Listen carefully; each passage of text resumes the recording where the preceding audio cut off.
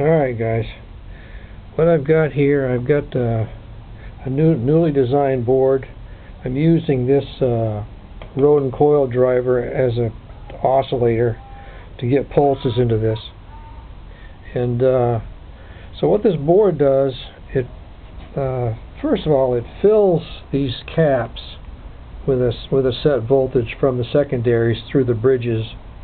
The primaries are 200 turn, these are 500 turn coils, and I'm getting, well, the first time I turned it on I got 15.6 volts in all three caps, and then the P channel smoked over here, and so I'm back to redoing the circuitry. I'm verifying all the stuff, adjusting the pots so that I can turn it on without too much smoke the next time.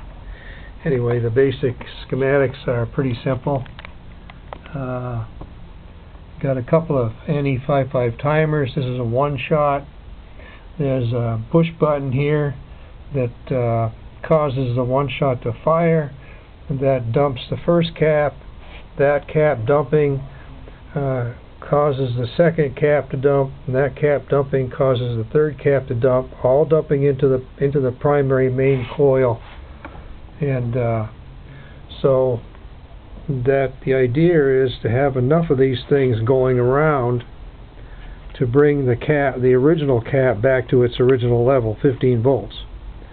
So if it works, it works. If it don't, it don't. So I got to figure out how to make it work.